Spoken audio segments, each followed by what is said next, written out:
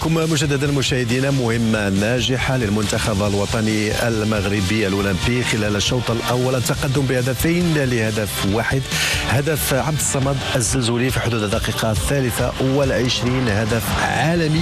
عبد الصمد الزلزولي لاعب الريال بيتيس الإسباني والمنتخب الوطني. بعد ذلك يأتي الدور على المتألق سفيان رحيمي هداف البطولة أولمبياد باريس 2024 اللي يرتقي رصيد الهداف سفيان الرحيمي 7 ديال الأهداف في المنافسات أولمبياد باريس كأفضل هداف إلى حدود اللحظة. سي محمد، إلى حدود اللحظة مهمة ناجحة لأبناء طارق السكتيوي خلال الجولة الأولى. يعني الأشياء اللي كنا نتمناوها حدثت في هذا الشوط الأول. أول شيء أنه نتقدموا في التهديف، وهذا الأمر حصل بأنه أضفنا إليه هدف باش ندخلوا الشكل المنتخب المصري وناخذوا ثقة أكثر.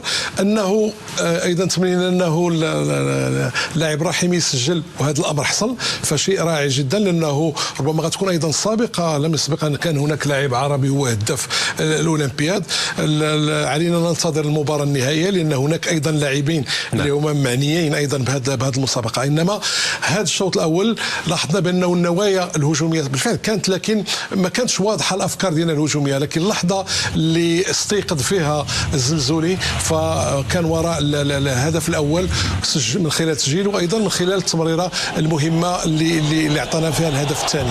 لكن هذا كله كنقولوا بأنه احنا الآن متفوقين، وأخو ماش مازال ماشي في الفورمة، ما دخلش المباراة. فنتمنى أنه أخو ماش اللي هو واحد من الليالي الكبيرة في هذا المنتخب أنه يكون حاضر الشوط الثاني باش نزيدوا في الغلة، وتكون أهداف أخرى اللي يستمتع بها الجمهور المغربي. إن شاء الله تكون كذلك حاصلة تاريخية تنضاف لتاريخ المواجهات المغربية المصرية. لماذا نخرجوا بحصة ثقيلة أمام المنتخب المصري، وبالتالي صعود للبوديوم البرونزية إن شاء الله لمألا. مجيد جمع لك نقطة مهمة جدا كحارس. خليني نتكلم على أكيد لأنه تدخل آخر كحارس سابق أكيد. لكن نقطة مهمة مجيد تحدثت عليها، وهي التنويع في الأداء الهجومي. لعبنا بواحد الشكل كبير على الجانب الأيمن، لكن بعد ما نوعنا اللعب جاو الهدفين بالفعل. فكان إصرار من طرف النخبة الوطنية أنهم مروا في الجهة اليسرى ديال الفريق.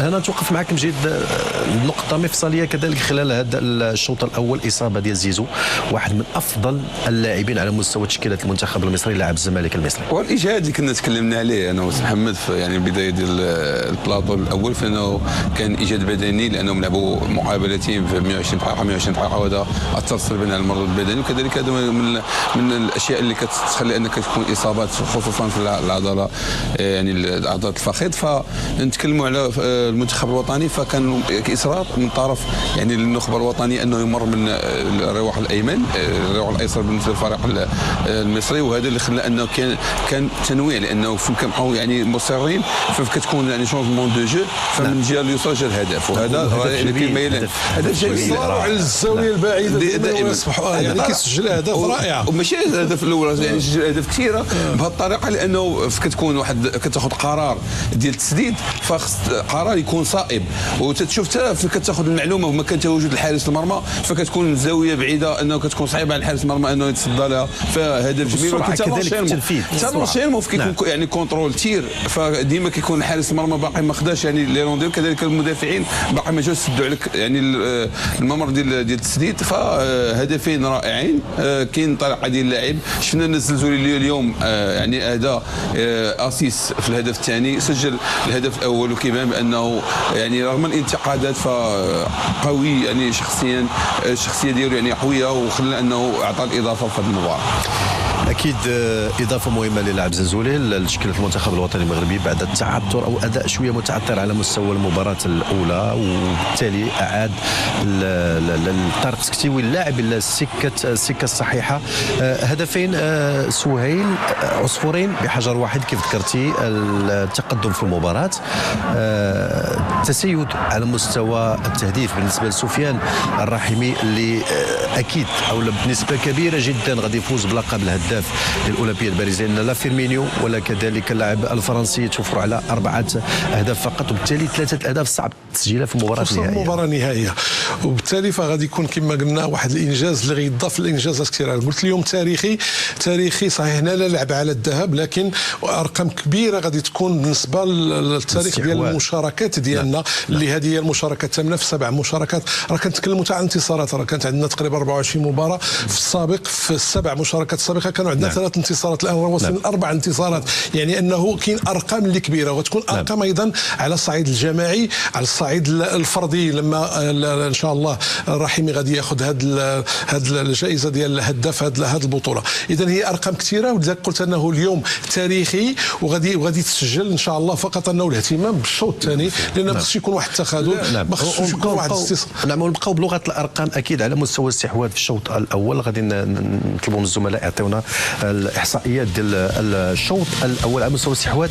ما كاينش شي فرق كبير، 51% لصالح المنتخب المصري امام 49% لصالح المنتخب المغربي. الاستحواذ اللي ما كانش بالنجاعه بالنسبه للمنتخب المصري، العكس ذلك المنتخب الوطني المغربي حقق هدفين، 5 ديال يعني الاخطاء بالنسبه للمنتخب المغربي، 3 للمنتخب المصري. بطاقه صفراء امام 0 بطاقه بالنسبه للمنتخب الوطني المغربي. بالتالي كل الاحصائيات هي احصائيات تميل للمنتخب.